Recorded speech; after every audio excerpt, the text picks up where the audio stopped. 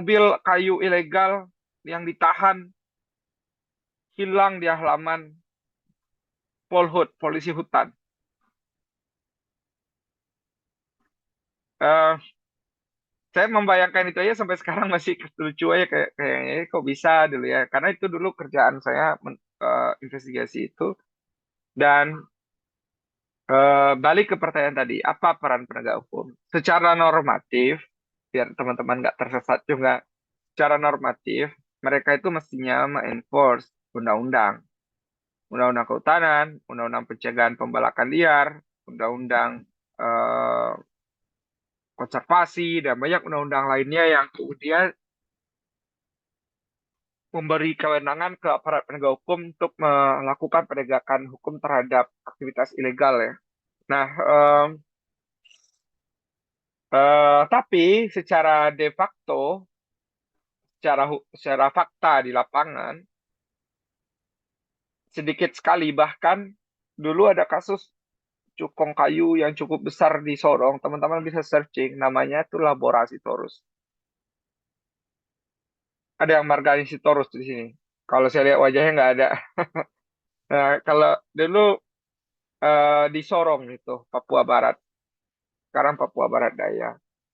Dia seorang polisi, pangkatnya sedang-sedang aja, tapi kemudian punya rumah mewah dan sebagainya di Sorong. Karena dia kemudian menjadi backing atau pelaku sekaligus untuk penebangan penebangan atau pembalakan liar ini. Kejadiannya dulu di awal tahun 2010-an lah itu 2000 berapa ya? 2005 bahkan mungkin kali ya. Di kasus elaborasi Torus itu saya lupa tahunnya tapi itu contoh dia polisi, dia pejabat polisi di Polres Solo. Oknum sih tapi menurut saya ini jadi masif di sana. Nah, kalau peran secara de jure-nya, de facto-nya, saya justru melihat polisi-polisi dan TNI itu menjadi backingan untuk aktivitas illegal logging. Kalau secara de facto, secara de jure, mereka itu mestinya melakukan penegakan hukum. Tapi penegakan hukum yang dilakukan selama ini itu kayak nggak jalan. Kira-kira gitu, teman-teman.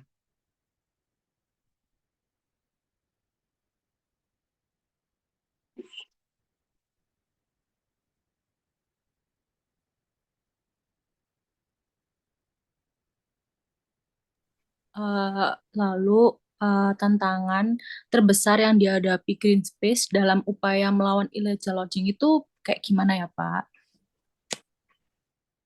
Ya karena sejak saya gabung di Greenpeace itu Greenpeace sudah tidak bikin kampanye tentang pembelakan liar, illegal logging sebenarnya tidak terlalu banyak tantangan yang mungkin bisa saya cerita.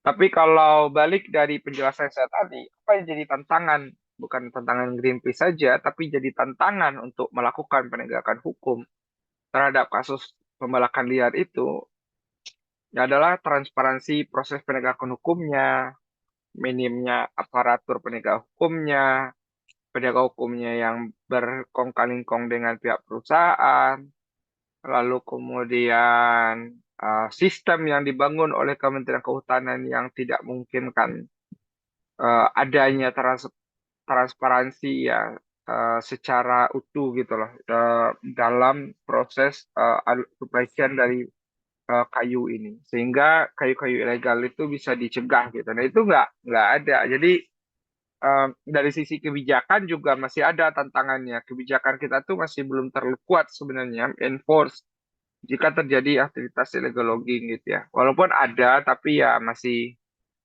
masih gitulah gitu belum terlalu signifikan. Nah, lalu kemudian Greenpeace sebagai campaign organisasi dulu memang sempat bikin kampanye tentang pembelakan liar ini.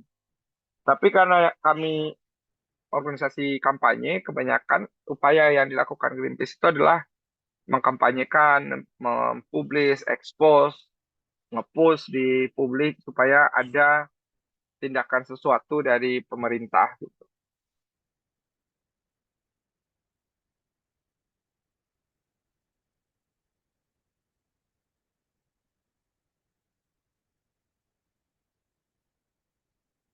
Terus terus untuk mostly motif pelaku yang melakukan illegal logging itu kayak gimana? Kayak mereka mereka melakukan itu karena ada latar belakang apa ini? Motifnya uang sih, Mbak. Kalau saya ini ya. Iya. Jadi secara itu karena ini perputaran uang ilegal dari kayu-kayu ilegal itu cukup besar juga karena mereka bayar ke masyarakat kayu-kayu itu cuma 100.000 per meter kubik. Mereka jual di kota lain naik jadi 5 juta per meter kubik. Kayu yang sama diangkut ke New Zealand, diangkut ke Australia atau Eropa, jumlah yang sama harganya bisa 25 juta, 20 juta. Timpang kan. Jadi eh, ya itu juga menjadi soal ya. Tapi kira-kira begitulah ininya aktivitasnya ya. Jadi motifnya ya uang, motifnya itu ekonomi. Nyaris beberapa organisasi yang kami itu motifnya ekonomi. Mereka kadang nggak punya macam-macam juga di kepalanya, tapi ngerusak. Gitu.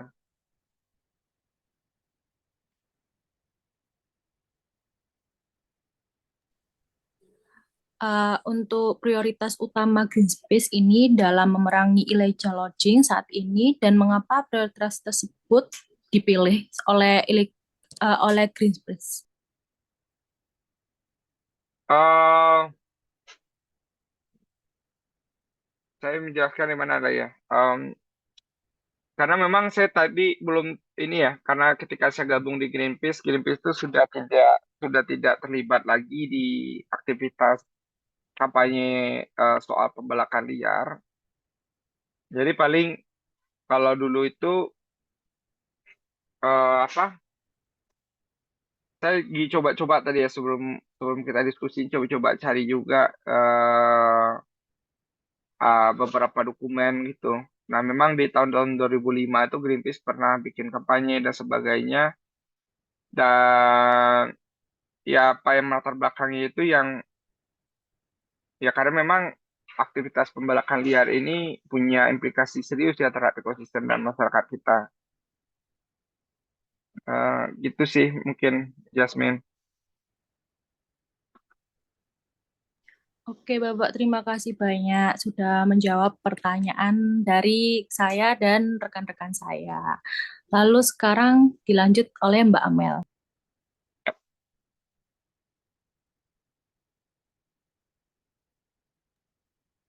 Baik, Bapak, terima kasih untuk kesempatan dan sharing-sharing dari pengalaman Bapak. Jadi ini semuanya udah selesai ya teman-teman pertanyaannya.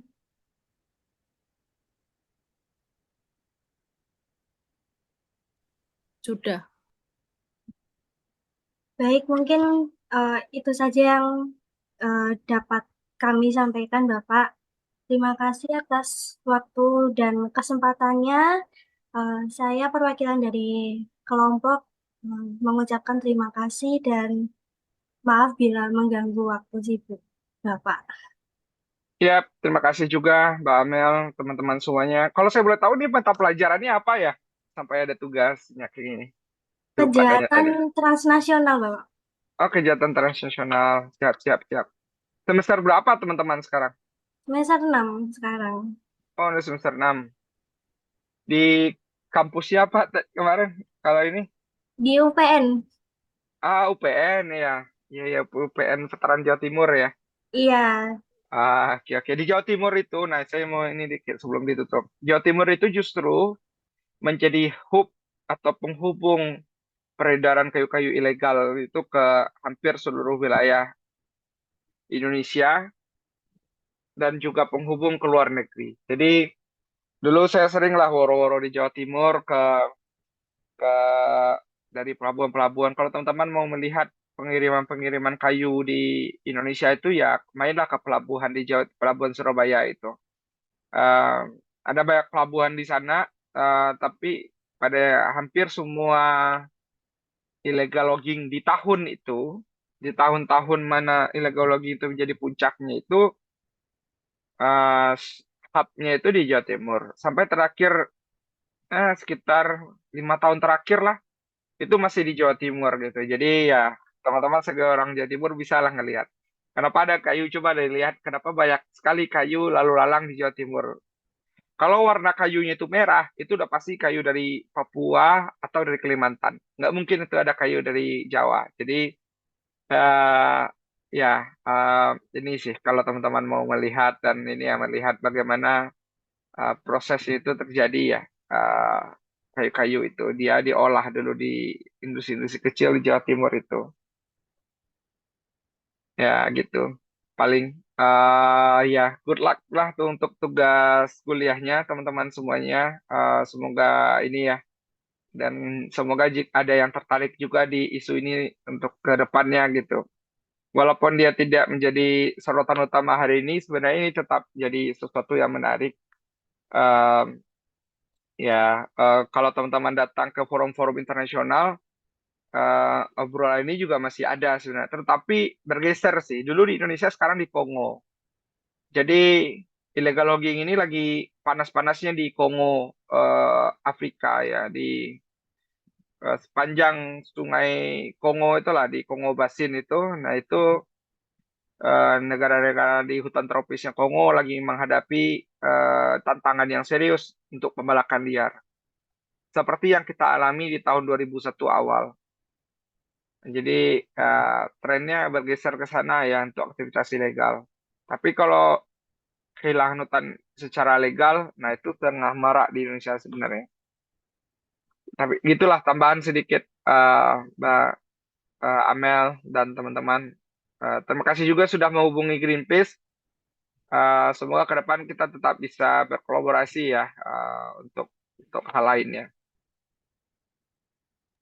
Baik, terima kasih Bapak. Saya izin menutup Zoom ini. Terima kasih dan wassalamualaikum warahmatullahi wabarakatuh.